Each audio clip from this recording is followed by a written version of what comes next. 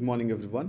This is Shubham on behalf of CLAT Possible, and today we will be covering the newspaper for the 20th of Feb, and we'll be covering the Hindu newspaper. So let's start with the first article of the day, which talks about Indians moving to the West in search of better opportunities and renouncing their citizenship in the process.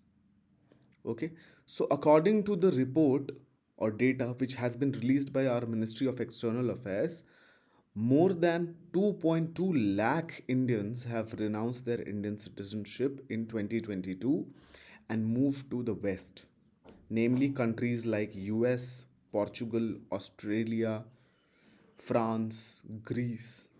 Okay, these are a few examples to begin with, but these are the most famous destinations for Indians who are renouncing their citizenship.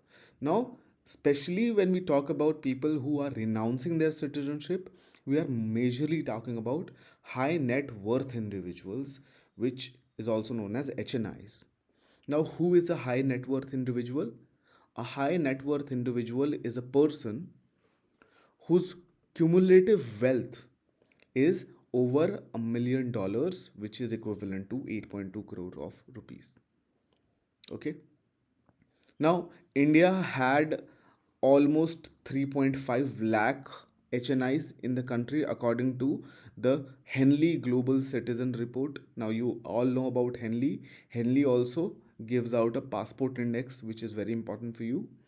So, similarly, Henley has also prepared a global citizen report where it mentioned that India had around 3.5 lakh HNIs.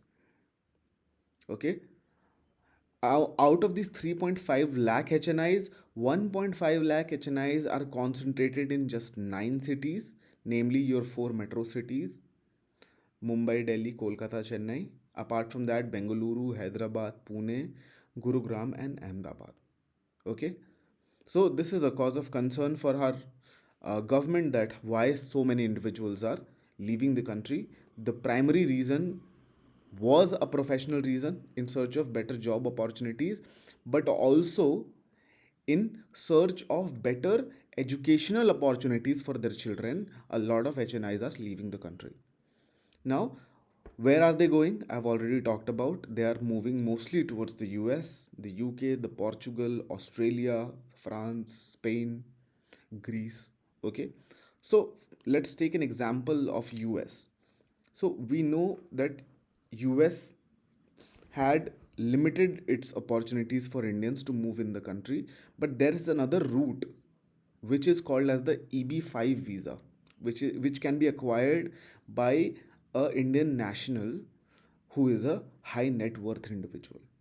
So US EB5 visa is basically sprouting in demand. A lot of demand is coming because we have seen the H1N1 visa, okay, was limited. Now UK is also taking moves to limit its immigration, but that is not stopping Indians to move abroad and leave India in search of better opportunities. Now, the article also talks about the Portugal Golden Visa, but I think I've read somewhere in the news. I'll have to confirm this. Actually, this is confirmed that Portugal has ended its Golden Visa practice. Okay, so Portugal has ended officially its Golden Visa practice. I think they should have updated in this newspaper, but Portugal will no longer issue the Golden Visa. Okay, that was for high net worth individuals coming from abroad. Why is Portugal doing this? Why they are ending Golden Visa? Because of lack of job opportunities locally. Their domestic people are suffering because Portugal is one of the poorest West European countries, and apart from that, Portugal's per capita income has fallen drastically. So more than 50% of workers are earning less than 1000 euros per month. Okay, and that's low as compared to their neighbors. So they have decided to end the golden visa policy. Okay, so this is the first article. Now let's move on to another article, very important from our space point of view, that the lander of the Chandrayaan 3 has completed a very important test which is known as the EMI EMC test. Now, EMIMC, the full form is electromagnetic interference, electromagnetic compatibility. Now let's talk about this test. Hota kya hai ye? Okay, these test is conducted just to check that the satellite which you are going to launch for this particular mission, that it will be able to send the signals to and fro to the lander first, and second, because moon has its own electromagnetic waves it releases. Okay, so you have to make your rover and lander compatible with those electromagnetic waves so that they don't go dysfunctional when they are landed on the moon. Okay, so there has to be a compatibility between the electromagnetic levels on the surface of the moon and the electromagnetic waves which the lander is transmitting to earth. Okay, electromagnetic waves are also used for communication, so our lander will be using that.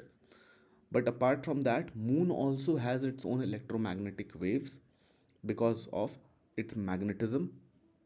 So to check this, so that they are compatible, the lander's electromagnetic waves are compatible with the moon's electromagnetic waves, this test is done, and this test has been successfully completed at the UR Rao Satellite Center in Bengaluru. Okay, now let's talk about the satellite center.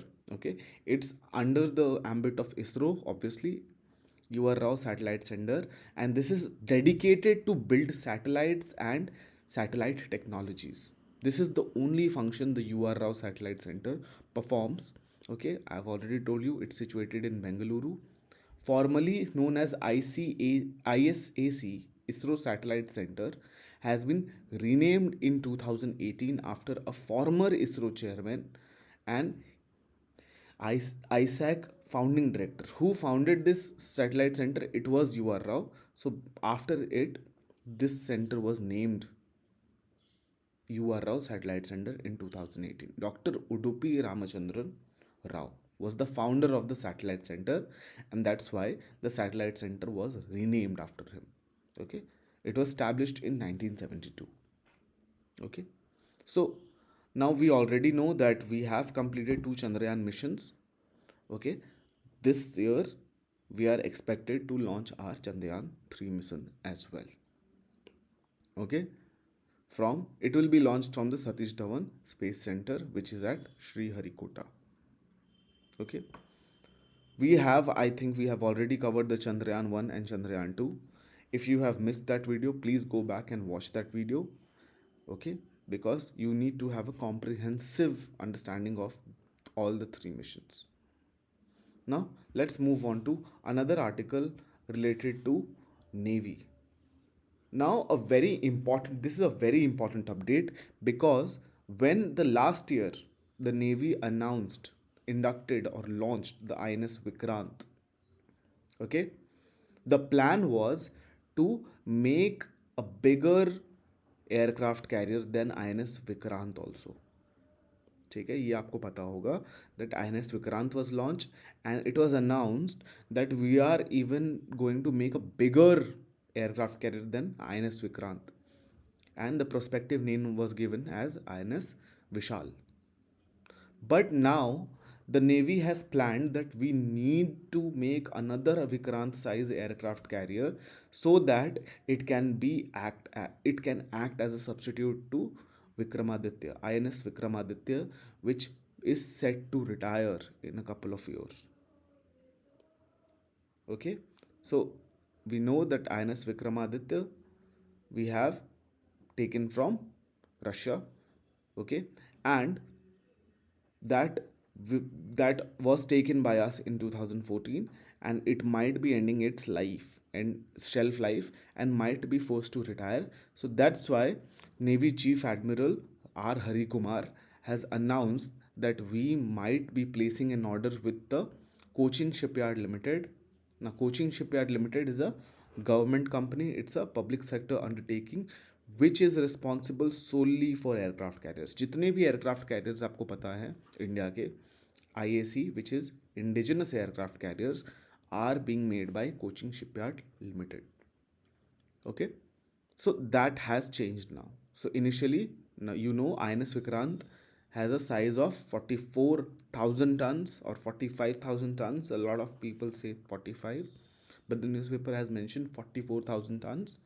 And the next aircraft carrier, which was supposed to be named as INS Vishal, was supposed to be 65,000 tons.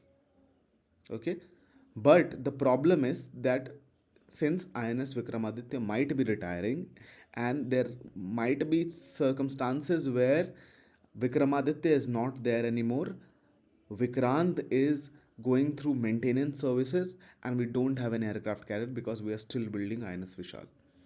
So avoid that situation, we need an aircraft carrier which can operate while INS Vikrant is going maintenance services.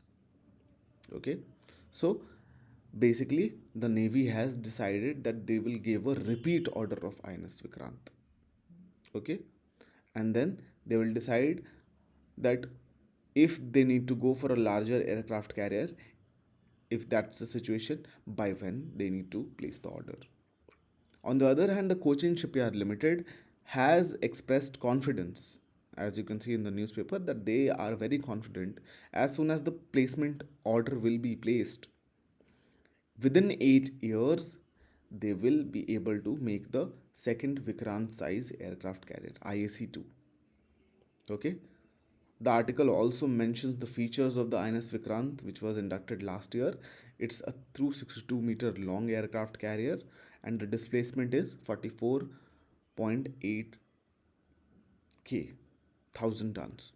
Okay, and has 4 General Electric LM2500 engines, which gives it a maximum speed of 28 knots and an endurance of 7500 nautical miles. Okay, so this is the second article of the day, which third article of the day which we have seen. Now let's on to a very important sports news which we have encountered, that finally Saurashtra has able to claim its second important domestic tournament trophy, which is the Ranji trophy. Okay, now what happened in the match, that Saurashtra won the toss, invited Bengal to bat first, but Bengal was not able to put a high score. Okay, in response, Saurashtra put a total of 404 runs. Okay, which was an insurmountable task for Bengal to achieve. They weren't able to achieve the deficit, apart from the fact that the tailenders pulled a few shots and were able to take a lead of a couple of runs, very few runs, that's basically 12 runs, and forced Saurashtra to bat again. But the man of the match was Jaydev Unadkat, who is also the captain of Saurashtra, who took 6 wickets in the second innings and a total of 9 wickets overall in the finals, giving him the man of the match award. So Jaydev Unadkat, the captain of Saurashtra, was the man of the match of the Ranji Trophy finals. When we talk of the man of the tournament, it was Arpit Vasavada, who is the second highest run getter in the Ranji Trophy, which is 907 runs. And while Unadkat was injured for a couple of matches, he also acted as a stand in captain. He was given the Player of the Tournament award, Man of the Series, as you know. Okay. Apart from that, what else do we need to know? We need to know who is the highest run getter. So Arpit was the second highest. The highest run getter was Mayank Agarwal, who is captain of Karnataka. Mayank Agarwal was the highest run getter, almost achieving 1000 runs. Just fell short. Apart from that, the highest wicket taker was Jalad Saxena of Kerala, who took 50 wickets in the entire tournament. Jalad Saxena of Kerala taking 50 wickets in the entire tournament. Okay, and as we have already seen, if you haven't watched my previous video on the Ranji Trophy, please go and watch that video where we have discussed the history of Ranji Trophy and the ODI Ranji as well. Now, what tournament is this, which we know as ODI Ranji? You'll find in that video. Okay, so Saurashtra has basically achieved two feats here. They have won both of the trophies, the limited overs and the test trophy, as well as they have won it for the second time in the last three seasons. They have won the second Ranji in the last three seasons. Saurashtra. So that's it for today. I hope you were able to gather a few facts from the newspaper articles. This was a shorter class as compared to my general classes, because a lot of news today were politically motivated, and we don't need to focus on those news. But I hope this was productive. I'm again repeating myself from my last class that you very much need to cover the editorial pages, text and context pages. That's a given, that you have to cover it. Apart from that, whatever newspaper articles are most important, we try to cover that through this session. I hope the class was productive for you. Thank you for attending. Take care and happy preparation.